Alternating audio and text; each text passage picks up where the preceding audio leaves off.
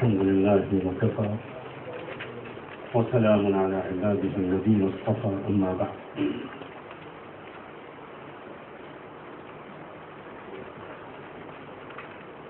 حضرات علماء دین ملت اور قابل احترام بھائیوں،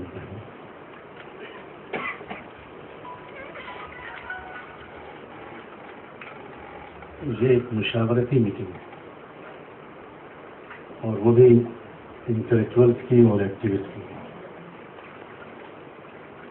میں کوشش کروں گا کہ بالکل ہی پریکٹیکل،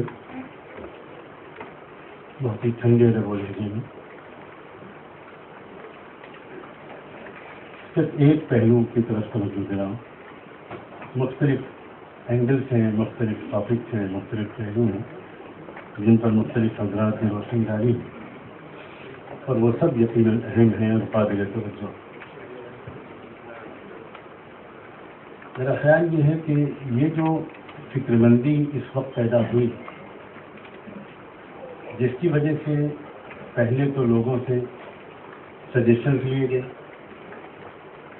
اور پھر اس کے بعد امپلیمنٹیشن کے لیے میٹنگز کا آغاز ہوا. میری معلومات کے مطابق یہ اسی سلسلے کی ایک میٹنگ.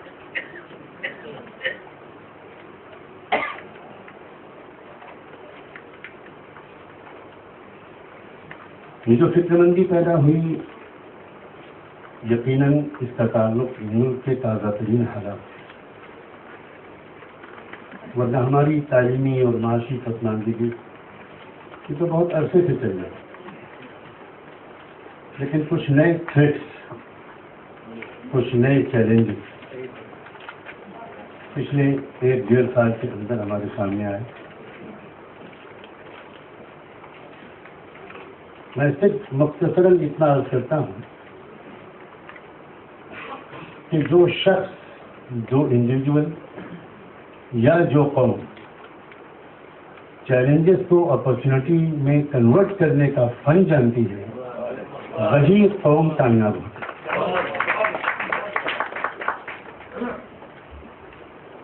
ابھی آپ ذکر سن رہے تھے، میرے رفیق، میرے دوست، میرے ساتھی مولانا سلمان صاحب کی زبان سے سیرت کے کچھ واقعات کا یا کچھ جھلکی ہوگا. اگر آپ اس اینگل سے رحمت عالم صلی اللہ علیہ وسلم کی سیرت کو پڑھیں تو آپ اس نتیجے تک پہنچیں گے اور یہ بہت ہی پازیٹیو کنکلوژن ہوگا کہ جتنی کامیابیاں اللہ کے رسول کو اور ان کے صحابہ اور اہل بیت کو ملی اپنی زندگی، ہر کامیابی کسی چیلنج کا کامیابی کے ساتھ مقابلہ کرنے کے نتیجے میں. چیلنجز آتے ہیں قوم کو آگے بڑھانے کے، لیکن ہمیں اعتراف کرنا چاہیے کہ ہم کہیں نہ کہیں وہ فن بھول چکے ہیں اور ہم چیلنجز کے نتیجے میں یا تو غصے میں آ جاتے ہیں، اور آج کل بیف منع ہے، اچھا ہے تو ہمارا کچھ بلڈ پریشر کم ہو جائے گا. ایک اینگل ہے، یا تو ہم غصے میں آ جاتے ہیں، فرسٹریٹڈ ہو جاتے ہیں اور ایسے اسٹیپس اٹھانے لگتے ہیں جس کا کوئی فائدہ تو ہوتا نہیں، اور یا مایوس ہوتا ہے.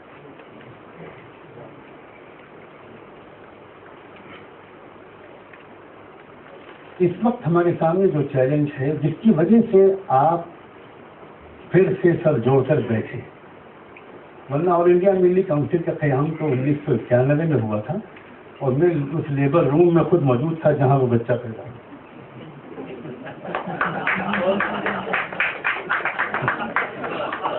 مولانا سلمان صاحب مجھ سے کام میں کہہ رہے کیا سرجری آپ نے کی؟ نہیں، وہ نارمل ڈیلیوری کی سرجری تھی.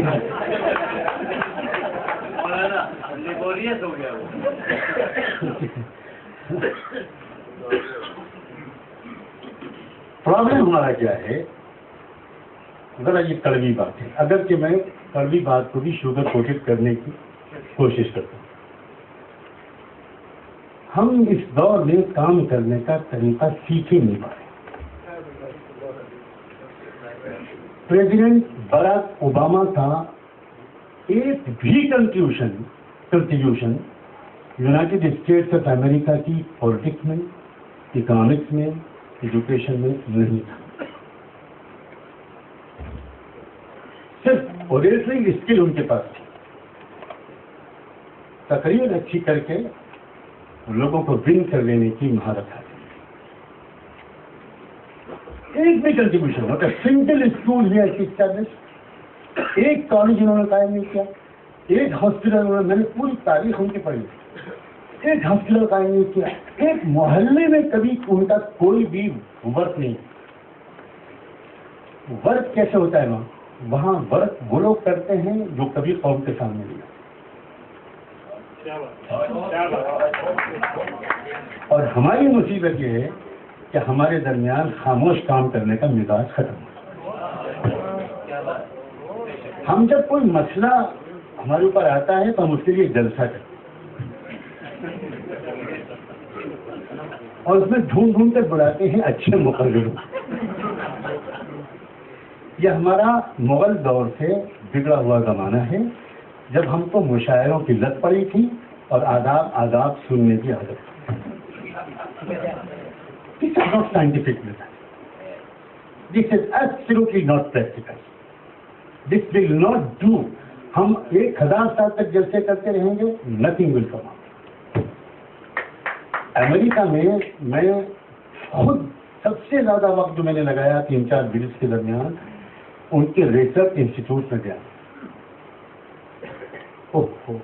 بلینس آف ڈالرز وہ ریسرچ انسٹیٹیوٹ پر خرچ کرتے ہیں اور وہ لوگ دراصل پوری دنیا, جیسے بھی مولانا کہہ رہے تھے, پوری دنیا پر میں کیسے اس کو مینیپولیٹ کیا جائے, ریسورسز کو ایکسپلائٹ کیا جائے, قوموں کو کیسے ڈیوائڈ کیا جائے, قوموں کو کیسے نشانہ بنایا جائے, آپس میں کیسے لڑایا جائے, اس پر ان کے ریسرچ انسٹیٹیوٹ سے وہ کام کرتے ہیں. ہمارا حال یہ ہے کہ ہم کیا بتائیں. میں عرض کروں, آج ابھی پچھلے 1-1.5 مہینے 2 مہینے پہلے ہمیں اس بات کی ضرورت ہوئی مسلم تسلح بورڈ کی ایک میٹنگ کے درمیان کہ ہمیں یہ پتہ چلے کہ کتنی مسجدیں اب تک انڈیا میں ڈیمولش کی گئی ہیں اور کتنی مسجدیں ایسی ہیں جس پر دوسرے لوگوں نے قبضہ کر رکھا ہے. ہماری اتنی جماعتیں موجود ہیں, دلی میں ان کے مراکز موجود ہیں, بڑے لمبے لمبے بجٹ ہیں, لیکن ہم ایک بھی ہماری کوئی بھی آرگنائزیشن وہ ڈیٹا پرووائڈ نہیں کرتی. ہمیں کہاں سے وہ ڈیٹا ملا؟ شرم آئے گی, کرسچن مشنری سے. ہم کو کرسچنس نے یہ اپ ٹو ڈیٹ ڈیٹا دیا کہ اتنی مسجدیں آپ کی اس ملک میں ڈیمولش کی جاتی ہیں, اتنی مسجدیں ہیں جو پر آکوپیشن چل رہا ہے. یہ ان کے پاس ڈیٹا ہے, ہمارے پاس نہیں. صرف مسئلہ کیا ہے, مجھے معاف کیجیے گا, ہمارا رومانٹک مزاج, وشفل تھنکنگ, خطابت کے جوہر دکھانے میں ہم سے آگے دنیا میں کوئی پہنچ نہیں. کوئی تالی نہیں بجا رہا ہے, اللہ کا شکر ہے. نہ پلیز, اسی کو تو میں کہہ رہا ہوں کہ یہی تو گڑبڑ ہے.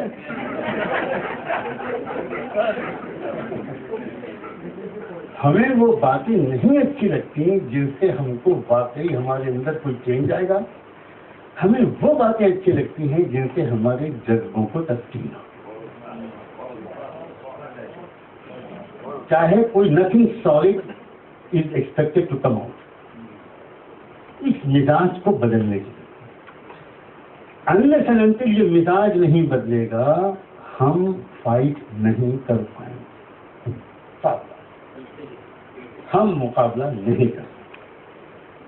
ہم سائنٹفک کوششوں کا مقابلہ ناول لکھ کر نہیں کر سکتے, ہم وشفل تھنکنگ کے ذریعے نہیں کر سکتے. فرکشن نہیں کرے گا.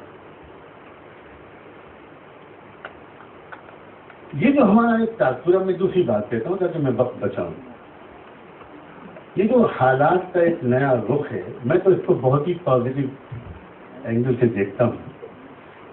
اور آپ تو آمین نہیں کہیں گے، لیکن میں یہ دعا ضرور چپکے چپکے کرتا رہوں گا کہ جب تک ہم جاگ نہ جائیں یہ تلوار ہمارے اوپر لٹکی رہے. لو آپ کہہ رہے ہیں آمین. تم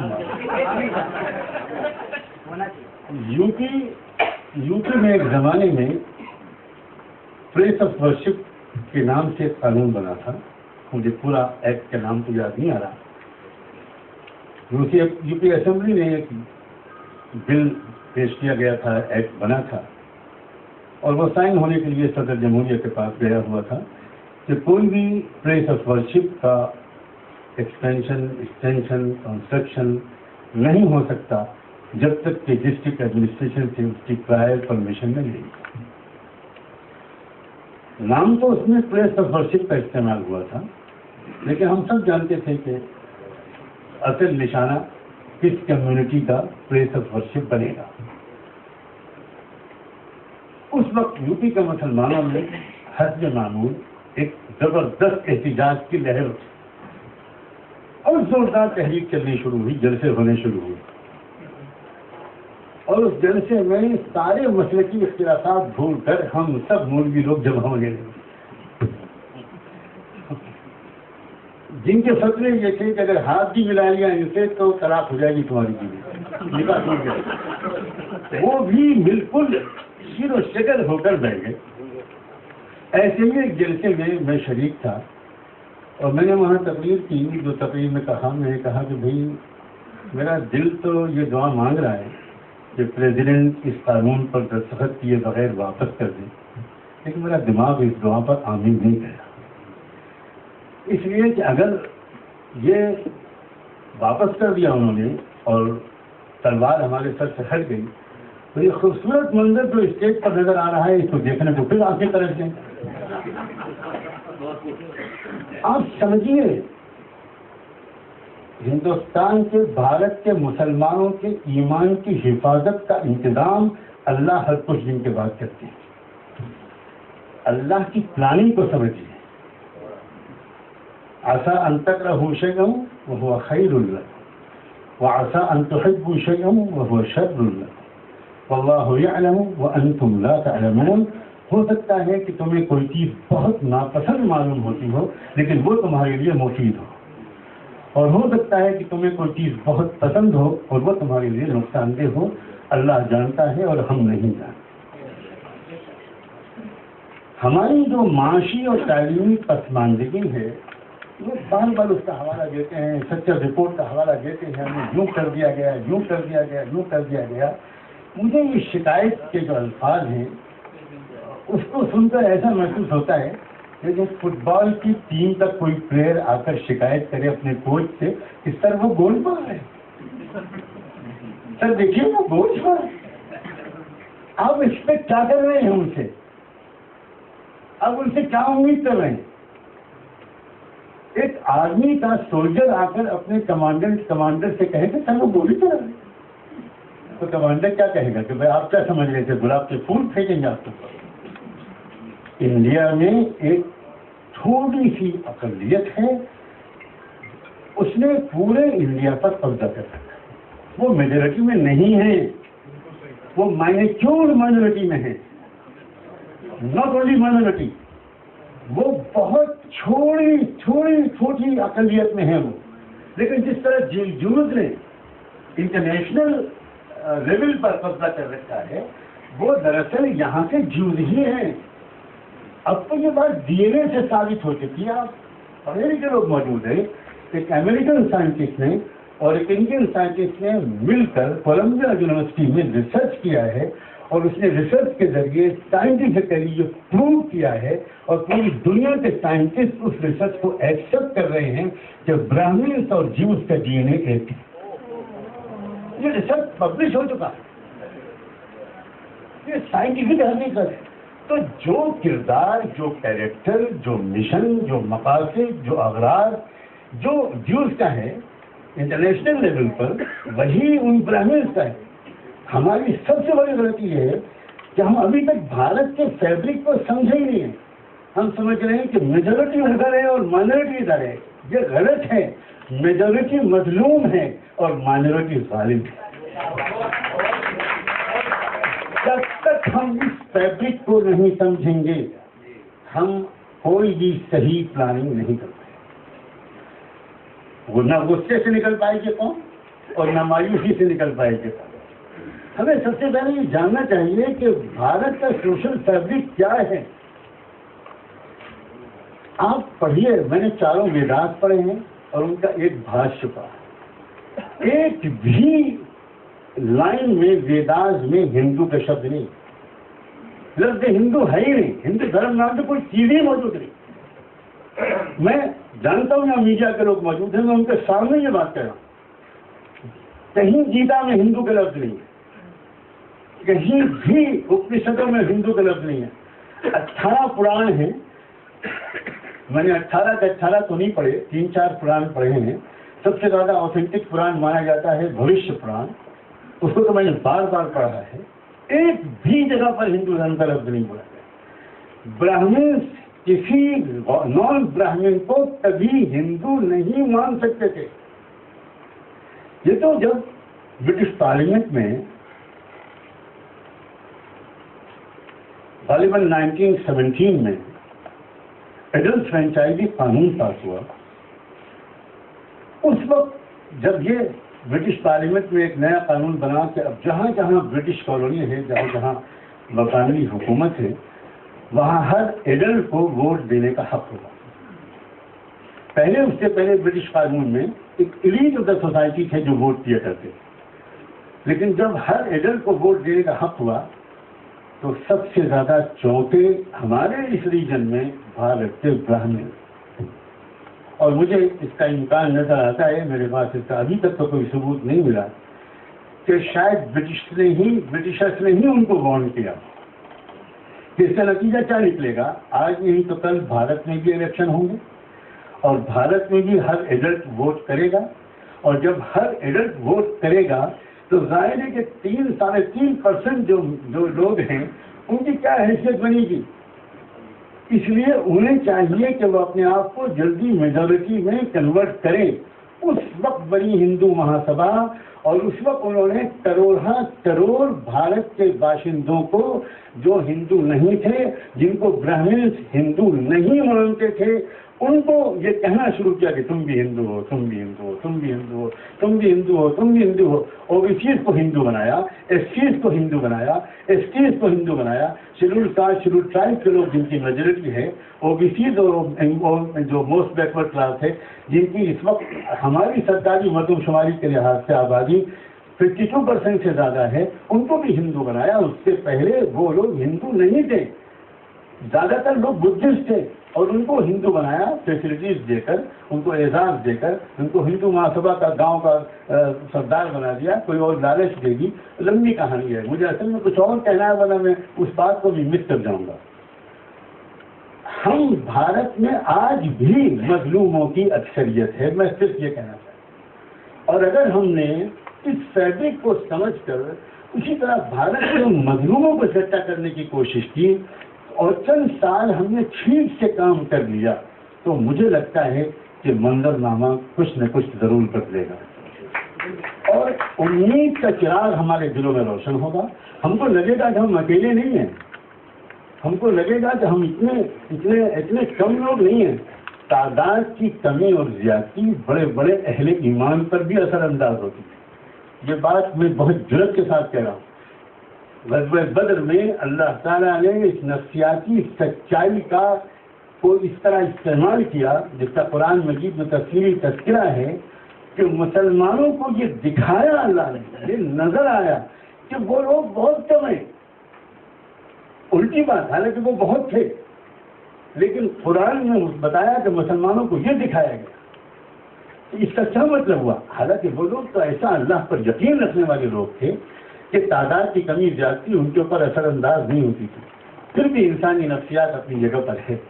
ہمیں پہلے اس بات چاہیے اور اس سچائی کو زمین پر لانے اور منظر عام پر لانے کی بڑی حکیمانہ اور مسلسل جدوجہد کرنی. پچھلے 10-15 سال میں ان لوگوں میں ہوں جو خاموشی کے ساتھ اس بات کی اپنی صفات کے مطابق کوشش کرتے رہے.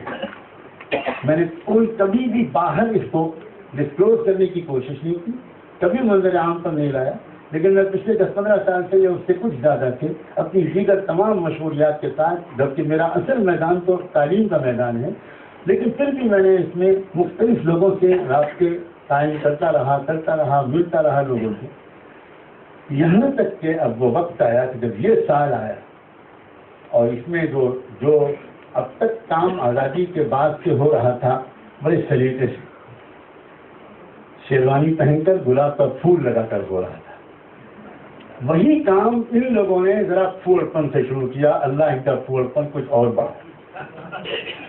کام انہوں نے کوئی نیا نہیں شروع کیا, مجھے صاف کہنے دیجیے, کام وہی ہے جو پنڈت جواہر لال نہرو نے شروع کیا, کام وہی ہے جو بعد میں کانگریس کرتی رہی.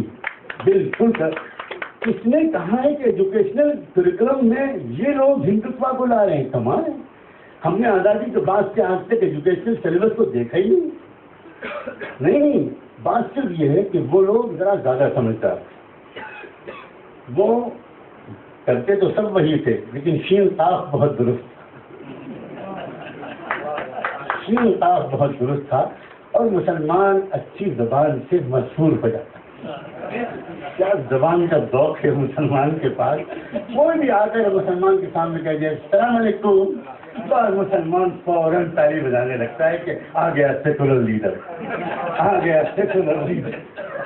اور انہوں نے ہماری ٹوپی اور رومال اور افطار اور کھجور, اس کے بعد تو اس کو حافظ قرآن کی ڈگری بھی شاید نہیں. اتنے بھولے لوگ ہیں مسلمان, اتنے بھولے ہیں, اور ان کو پتا ہے کہ ہمیں ان کو خوش کرنے کے لیے کچھ کرنے کی ضرورت نہیں ہے. السلام علیکم اتنا کافی, بسم اللہ الرحمن الرحیم اتنا کافی, بس اتنا پڑھا کسی نے اور مسلمان نے کہا کہ ہم تو بیعت ہونے کو تیار ہیں. یہ کیا بینکرپسی ہے, کیا ذہنی دیوالیہ پن ہے, کیا پارلیمانی ڈیموکریٹک جو گمٹس ہوتی ہیں ان کو نہ سمجھنے کا کیسا ثبوت ہے. یہ ڈیموکریٹک جو پالیٹکس ہے, میں اکثر کہا کرتا ہوں یہ چیس کا گیم ہے, یہ شطرنج کی چالیں چلی جاتی ہیں, اور ہم شطرنج کا مقابلہ کشتی سے کرنا چاہتے تبھی کامیاب. چالوں کا جواب چالوں سے دینا پڑے گا. انہم یکیدون کیدا واکید کیدا. قرآن مجید کے پاس الفاظ کی کمی نہیں تھی. عربی زبان قرآن مجید کی بہت دنیا کی بڑی مالدار زبان ہے, انگریزی کی طرح فقیر اور غریب نہیں ہے. میں انجمن اسلام میں بیٹھ کر یہ کہنے کی ہمت رکھتا ہوں, ڈاکٹر ظہیر قاضی کے بغل میں بیٹھ کر, انگریزی زبان اتنی غریب زبان ہے کہ عربی جیسی زبانوں پر اس کو زکات دینا پڑتا. اتنی پور لینگویج ووکیبلری کے لحاظ عربی زبان بہت ہی رچ لینگویج, لیکن اس کے باوجود اللہ تعالیٰ تیار نہیں ہوئے اس بات پر. اللہ تعالیٰ نے پسند نہیں کیا کہ دشمنوں کی سازشوں کو بیان کرنے کے لیے جو ورڈ اللہ نے عربی کا چنا, وہی سیم ورڈ اللہ نے ان چاروں کا جواب دینے کے لیے بھی وہی ورڈ چنا. لفظ تک کی تبدیلی گوارا نہیں کی. کہیں فرمایا وَمَكَرُوا وَمَكَرَ اللَّهُ, ان لوگوں نے چالیں چلی اور اللہ نے بھی چال چلی. کہیں فرمایا وَيَمْكُرُونَ وَيَمْكُرُ اللَّهُ, وہ لوگ چالیں چلتے ہیں اور اللہ بھی چال چلتا ہے. کہیں فرمایا انہم یکیدون کیدا واکید کیدا, وہ لوگ چالیں چل رہے ہیں اور میں بھی چالیں چل رہا ہوں. اب مسئلہ کیا ہے, ہمیں اس وقت یہ سمجھنا چاہیے. میں بالکل پریکٹیکل بات کہہ کے بات کو ختم کروں. آپ اکیلے یہ لڑائی لڑیں گے تو نہیں کامیاب, کیونکہ اس سے دو تین وجہ ہوتی. پہلی بات یہ کہ ہم لوگ لڑائی لڑنے کا فن ہی نہیں جانتے. ہم مشاعرہ لوٹنا تو جانتے ہیں, لیکن لڑائی لڑنے کا فن نہیں جانتے. ہمیں اس غلطی کا اعتراف کرنا پڑے گا. اس ڈیموکریٹک سیٹ اپ میں وہ لوگ جو ہم سے بہت پیچھے تھے وہ لڑائی لڑنے کا فن سیکھ چکے ہیں, اور وہ لڑائی لڑ رہے ہیں اور آگے بڑھ رہے ہیں. ہمیں ان کو ساتھ میں لے کر چپکے لڑائی کا فن سیکھنا پڑے گا. یہ بات عوام کے سامنے میں نہیں کہوں گا ورنہ ان کی بھیڑ میں سے صحیح زندہ سلامت بچ کے جانا مشکل ہوگا. یہاں انٹلیکچوئلس ہیں وہ مجھے معاف کر دیں اور وہ اس بات کو برداشت کر لیں گے کہ مسلمان بھی کبھی کسی سے کچھ سیکھ سکتا ہے. مسلمان تو اللہ کا نائب ہے, اسے سیکھنے کی کیا ضرورت نہیں. ہمیں ماننا چاہیے کہ ہم فیلڈ میں اس وقت جس طرح مقابلہ ہو رہا ہے قوموں کا اس کا فن نہیں جانتے. اب یہ جو حالات ہے چنانچہ اس میں نے بہت سی آرگنائزیشن سے کوشش کی لیکن اللہ کا فیصلہ تھا کہ یہ سعادت اور یہ لیڈرشپ کا رول آل انڈیا مسلم پرسنل لا بورڈ ہی پلے کرے. آپ سب کو اس بات کی خوشی ہوگی کیونکہ بورڈ سب کا ہے. ساری مسلک, ساری جماعتیں, ساری تحریکیں, ساری نمائندہ شخصیات اس کی اجتماعی قیادت پر متفق ہے. چنانچہ جب یہ الیکشن کے نتیجے آئے اور یہ نئی گورنمنٹ آئی تو شروع ہی میں مسلم پرسنل لا بورڈ کے اندر بھی آواز اٹھی کہ ہمیں ایک مضبوط اسٹینڈ لینا چاہیے. لیکن بورڈ کی دانشمند قیادت نے اس وقت یہ کہا کہ نہیں, it will be too early, ابھی ہم کو ویٹ اینڈ واچ کی پالیسی رکھنی ہے. کیونکہ جب یہ لیڈر آیا ہے چن کر تو یہ تو بہت ہی اچھے پازیٹیو سلوگنس پر آیا ہے. گڈ گورننس ہے, سب کا ساتھ سب کا وکاس, ڈیولپمنٹ, اچھے دن آئیں گے, مہنگائی کم ہوگی اور بہت ہی خوبصورت باتیں. تو ہمیں پہلے انتظار کرنا چاہیے کہ دیکھیں کہ کیا واقعی اس پازیٹیو ڈائریکشن میں ملک کو لے کر یہ اسٹیبلشمنٹ جائے گا. اگر ایسا ہے تو ہمیں کسی سے کوئی دشمنی نہیں ہے, ہمیں تو ملک کی ترقی چاہیے. اگر واقعی سب کا ساتھ سب کا وکاس ہوگا تو بہت اچھا. بورڈ نے کہا کہ نہیں ابھی ہم باس کریں گے. اس کے بعد جب 1 سال گزرا تو بورڈ کے اندر کچھ ہی ممبرس نے یہ طے کیا اور بورڈ کی لیڈرشپ نے اس کو سپورٹ کیا کہ آپ ہمیں ریسرچ میٹیریل لاتے تھے. یہ میں بالکل ڈسکلوز کر رہا ہوں کہ کیا ہو رہا ہے اندر. تو بورڈ کے 2-3 ممبر اس پر لگے اور دن رات محنت کر کے اندر کے کانکریٹ ایویڈنس بورڈ کی لیڈرشپ کے سامنے رکھے کہ یہ ہے ایکچوئل اس گورنمنٹ کا پلان. چنانچہ ان میں سے ایک بات جو ہمارے ہاتھ لگ گئی, کس طرح ہاتھ لگی اللہ کا فضل تھا کہ کانسٹیٹیوشن میں جو میجر امینڈمنٹ کرنے کا فیصلہ اس حکومت نے کر لیا ہے, آلریڈی کر لیا ہے, اور وہ ڈرافٹ تیار ہو چکا ہے اور وہ صرف راج سبھا کی اکثریت کے انتظار میں ہے. وہ پورا امینڈمنٹ ہمارے ہاتھ لگ گیا. ہم نے وہ بات اس کو پڑھا اور وہ اس میں صاف صاف بات یہ ہے کہ article 28, article 29, article 30, article 31, article 15, article 25 وہ سارے آرٹیکلس کو ختم کیا جائے گا جن کے وجہ سے یا مثلا شریعت اپلیکیشن ایکٹ 35 مسلمانوں کو اپنے جو ایجوکیشن انسٹیٹیوشن قائم کرنے کا حق ہے وہ ختم ہو جائے گا, مسلمانوں کا پرسنل لا ختم ہو جائے گا, مسلم آئیڈینٹی ختم ہو جائے گی اور ان کو ایک ایسیمولیٹ کرنے کا جو سینکڑوں برس کا براہمن منصوبہ ہے اس کو پورا کرنا ہے. یہ یہاں تک کی صورت حال ہے. مسئلہ بہت ہلکا پھلکا نہیں ہے, بہت ہی سیریس ہے. آپ کس قوم کی معاشی ترقی کی بات کر رہے ہیں؟ جب وہ قوم مسلمان ہی نہیں رہے گی تو اس کی معاشی ترقی کے لیے کام کرنے کا فائدہ کیا ہے؟ بنیادی بات یہ ہے کہ ہمیں اپنے بچوں کو مسلمان رکھنا ہے.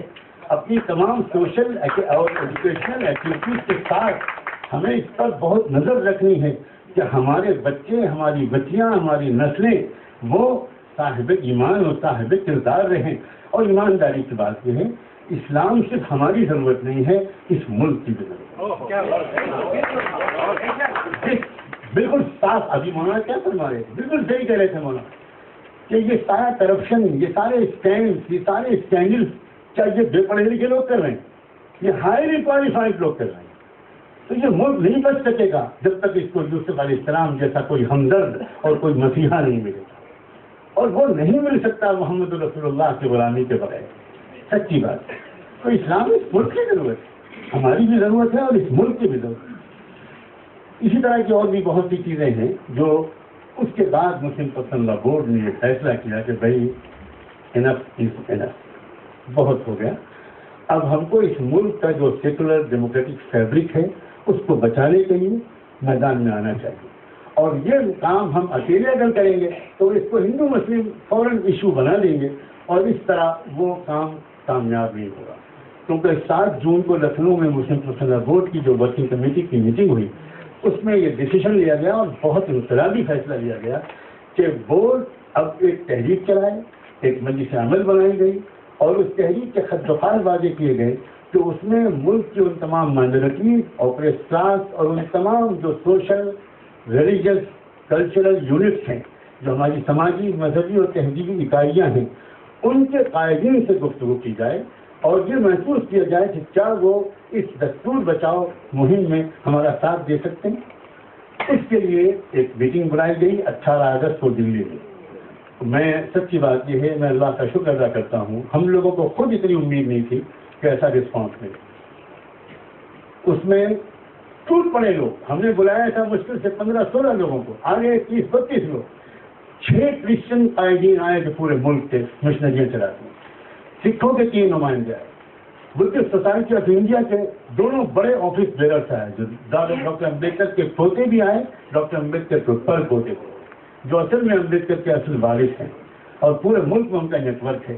بامسٹ کے صدر بھی آئے اور جو ہمارے ہیومن رائٹس کے ایکٹیوسٹ ہیں کئی لوگ، مثلا ہرش مندر، وہ بھی آئے اور مختلف گروپس کے لوگ آئے۔ اب وہاں جب ان کے سامنے ہم نے اس مسئلے کو رکھا کہ اس وقت جو ملک کی صورتحال ہے، ایک چھوٹی سی اقلیت کی تہذیب اور اس کے عقیدوں کو پورے ملک پر ٹھونسا جا رہا ہے، چاہے وہ سوریہ نمسکار کے ذریعے ہو، یوگا کے ذریعے ہو، اور چاہے وہ وندے ماترم کے ذریعے ہو، یا نصاب میں تبدیلیوں کے ذریعے ہو، یا گورنمنٹ امپلائیز کی جو ٹریننگ اس وقت دی جا رہی ہے، یہ مجھے نہیں معلوم کہ آپ حضرات کو معلوم ہے کہ نہیں، سینٹرل گورنمنٹ کی ٹریننگ کا ایک نیا نظام شروع کیا گیا ہے۔ پورے ملک کے سینٹرل گورنمنٹ کے امپلائیز کی ٹریننگ دی جا رہی ہے۔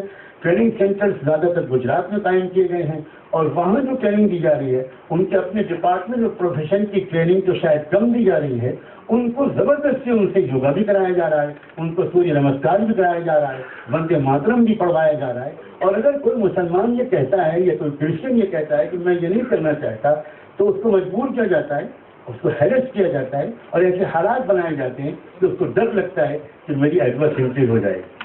تو بہت بڑے بڑے چیلنج ہیں۔ اس میٹنگ میں جو گفتگو ہوئی، لوگوں نے جس طرح اس کا ویلکم کیا، اور بلکہ کرسچن ڈاکٹر مائیکل تھے، انہوں نے کہا کہ صاحب ہم تو اس کی شکایت کریں گے کہ آپ ہیں بڑے بھائی، لارجسٹ مائنورٹی ہیں آپ نے اتنی دیر کیوں کی، آپ نے ہم کو بلا لیا، ساتھ میں اکٹھا کرنے میں اتنی کیوں دیر کی؟ ہم بالکل تیار ہیں، اور انڈیا مسلم پرسنل بورڈ کی قیادت میں ہم سب لوگ اس تحریک میں آپ کے ساتھ، پورے ملک میں ہم اس کے ساتھ جائیں گے، اور جوڈیشری میں بھی اگر آپ ریمیڈی لینا چاہیں گے اس میں بھی ہم آپ کا ساتھ دیں گے۔ چنانچہ وہاں ایک کامن منیمم پروگرام طے ہوا۔ میں پازیٹیو سوچ جہاں سے آپ دینا چاہتے ہیں، میں اس کے سلسلے میں یہ غذا آپ کو فراہم کر رہا ہوں کہ پازیٹیو سوچ کی شروعات خدا کا شکر ہے ہائیسٹ لیول پر ہو گئی ہے۔ اب پوری امت مسلمہ کو اب اس آواز میں جان ڈالنے کی کوشش کرنی چاہیے۔ جو وہاں پر جس ڈاکومنٹ پر سائن ہوا، میں اس کی چند لائن پڑھ کے سناتا ہوں۔ We the people of India gave to ourselves one of the finest constitutions of the world. Its pillars mentioned in its preamble are justice, liberty, equality, and fraternity. Each of these are under grave threat in current times. It was clear to the minds of founding fathers and mothers that the Constitution should guarantee equal opportunities and equal protection to every person, regardless of gender, ethnicity, language, caste, or religion. It should ensure the freedom of belief, faith, and worship, and also ensure a peaceful existence and prosperity for all its citizens, particularly the poor, the downtrodden, and the oppressed. Therefore, it is enshrined in the Constitution that India will be a secular state. The government will not follow or promote any faith, nor would it discriminate against any person on the basis of his or her religious faith. Every citizen would be free both to follow and propagate any faith. The Constitution also bound the state to fight poverty, hunger, want, and inequalities of wealth and income, and to ensure equal access to education, healthcare, and decent work. اس کے بعد میں اس کو چھوڑتے ہوئے اس common minimum programme جس پر سب نے sign کیا اور پریس کے سامنے سائن کیا، 21 اگست کو میڈیا بلایا گیا پریس کلب آف انڈیا میں، اور ان کے سامنے لنگایت فرقے کے جگت گرو اور ان کے سوامی بھی آئے، بدھسٹ سوسائٹی کے لیڈرز بھی آئے، کرسچن نمائندے بھی آئے، اور سب لوگ آئے، اور انہوں نے پریس کے سامنے اس ڈکلیریشن کو سائن کیا، وہ جو انہوں نے کامن منیمم پروگرام جو ہم لوگوں نے وہاں پر سب نے سائن کیا وہ یہ تھا ٹو اسٹائیو ہارٹ. Therefore, today on 18 August 2015, we the people of India, regardless of our religious faith and belief, our gender, caste, class, language and ethnicity, agree to come together for the following common minimum program and unanimously decide to collectively strive for the same. First, to strive hard to protect and implement the Constitution, and to strive hard to protect and implement the Constitution and its vital fundamentals like secularism, justice, liberty, fraternity, and equality. Two, to strive hard to maintain the secular character of the curriculum in the education system of the country and to fight against any intervention to alter it. Three, to oppose every intervention meant to deprive us, as well as any other social and religious unit of the country, the liberty of faith and belief. Four, to oppose all measures which weaken the duty of the state to promote the well-being, education, healthcare and social security of India's poor masses. Five, to launch a campaign to remain in touch with the masses so to create awareness regarding the above mentioned issues. آخر میں صرف declaration پڑھ کے سناتا ہوں. We the undersigned pledge for democratic, peaceful and collective struggle to achieve the aforementioned objectives through the common minimum program. We vow to present ourselves whenever called for this cause. We also pledge to cooperate in every endeavor meant to safeguard our secular and democratic constitution and its effective implementation in all walks of life. بس میں امید کرتا ہوں کہ بہت ہی positive شروعات highest level سے ہو چکی ہے. میں سمجھتا ہوں یہ ملک میں وہ ماحول بنانے میں کامیاب ہو جائے گا جہاں ہم اپنی ایجوکیشن اور اپنی دوسرے تمام مسائل کی طرف پازیٹیو نقطۂ نظر سے پڑھ سکیں گے اور ایک سازگار ماحول ملک میں بن جائے گا. بہت بہت شکریہ.